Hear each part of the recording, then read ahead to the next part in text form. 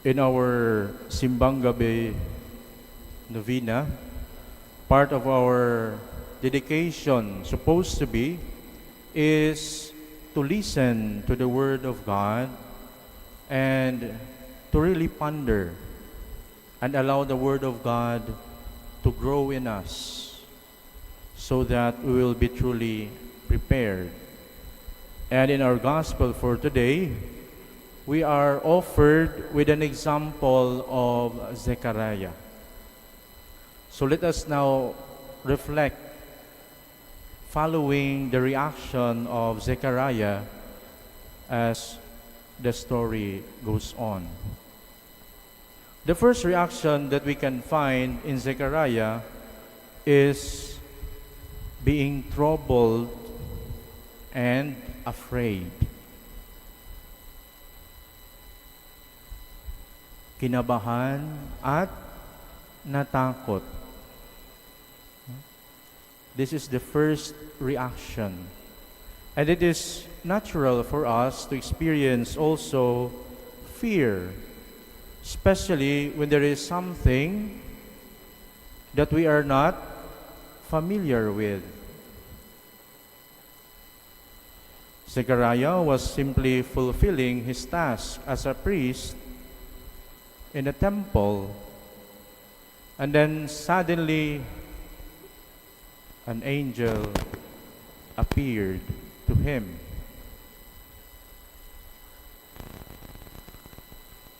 Kaya siguro nagulat siya at kinabahan. Sabihan mo nga sa katabi mo, paano ngayong mukhang nagulat? Because the good news that was announced to him is also something that is difficult to understand using our human logic. Because the angel told him, Zechariah, your wife will bear you a son. Napaisip si Zechariah. Sabi niya, ang tatanda na namin. Ang tagal naming hinintay na magkaroon ng anak pero wala. Tapos ngayon sasabihan mo akong magkakaroon kami ng anak. So my dear brothers and sisters, in our own experiences, we will always find this kind of contrast. No? The contrast between our own logic, no? Our human logic, meaning sumusunod sa tamang kaisipan. Dahil barren, matanda na, hindi na magkakaanak. As simple as that. But on the other hand, we also have God's ways. Ang paraan ng Diyos na kaiba sa ating pamamaraan. And so, that's a struggle. Just like Zechariah, at times also, it is a struggle for us. And I believe this is also the reason why we are always remaining in our comfort zones. Sa kung ano lang yung itinatakda ng tao, itinatakda ng iba, yung sinasabi ng iba. We forget to be open to the ways of God, to the grace of God. And that is a very important thing. One good example, at times we have a kind of a dream or a vision. Ako minsan tingin natin parang imposible. Isi-share mo ngayon sa mga kakilala mo, sa mga kaibigan mo, lalo kang sasabihang, ay, malabo yan. Ay, mahirap yan. Ikaw, magbabago? Baka ilang years pa. No? Because our human logic works that way. But the invitation for us is to give space for God's grace to work in us. And so the intervention of God through the angel is a manifestation also of the need for us to open ourselves. Huwag tayong masyadong sarado sa kung ano lang yung nakikita natin, kung ano lang yung pananaw natin. Let us also be open to the ways and grace of God. The second reaction of Zechariah to the angel after being troubled and afraid is that he expressed his doubt. Sinabi na niya, "How shall I know this? For I am an old man, and my wife is advanced in years." Ano ang sinabi ng angel? "I am Gabriel who stand before God. I was sent to speak to you and to announce to you this good news. But now you will be speechless."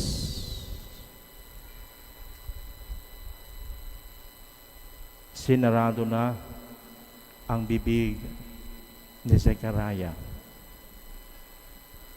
But more than a punishment, this is an invitation also for Zechariah to allow that good news to stay in his heart, to grow with it. Pansinin ninyo sa ating karanasan, kapag mayroon kayong good news na natanggap, ano agad ang una niyong gagawin? Tanungin nyo nga yung katabi ninyo. Halimbawa, nakatanggap ka ng malaking regalo, magandang regalo ngayong Pasko, ano agad ang una mong gagawin? Ha? Ipopost, Father.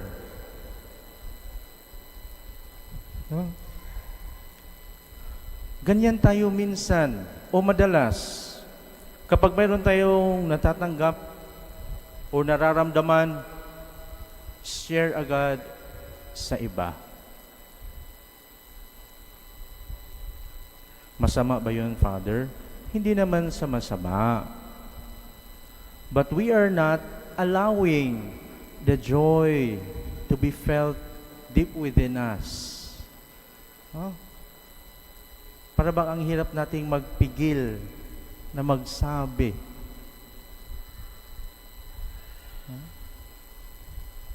Kung minsan yung iba hindi pa nga nangyayari, no? Pinagsasabi na natin.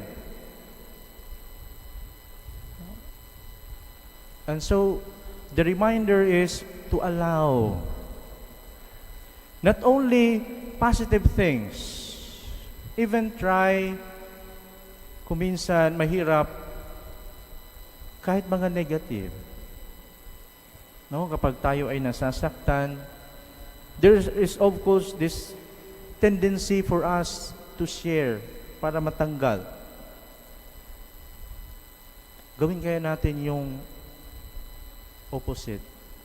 Allow that pain na maramdaman talaga natin. No? Just like we allow the joy. No? That's why in our gospel, when Zechariah went out to the others who were waiting, he was not able to speak. Tahimik lang.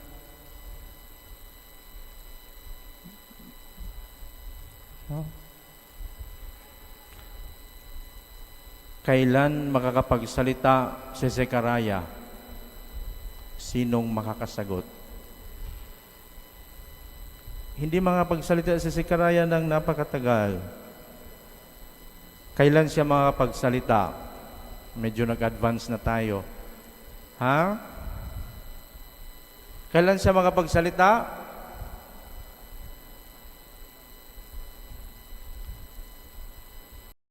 Kapag naipanganak na si Juan? Hindi rin. Hindi pa. Kailan? During the presentation. No? Naalala nyo? Yung bibigyan na ng pangalan si Juan. And so, Zechariah had to be silent throughout those days, those months, in order for him to truly experience that joy of the promise. And so, the final point, hindi ko alam kung maniniwala kayo. Hindi lang pala babae ang nabubuntis. Naniniwala kayo dyan? Hindi. Malabo ata yan, Father. Hindi nagdadalang tao, kundi nagdadalang salita. Kita niyo ang kaibahan? Zechariah did not conceive John kasi wala naman siyang womb, but he conceived the Word of God in his heart. Kaya sinabi ko sa simula pa lang, sana yun yung tingnan natin, this 9 days ng paghahanda, na kung mayroon tayong nakuha mga magagandang message or reflection or insight from the Word of God, from the homilies, from the events na nangyayari sa atin, let us allow that to be conceived in our hearts, so that in God's proper time, we'll be able to proclaim it with joy. And not only with our words, but also with our actions and in our lives. And so we pray for the grace of the Holy Spirit that, like Zechariah, will be open to the grace of God in our daily lives and to respond with faith, hope, and love. Amen.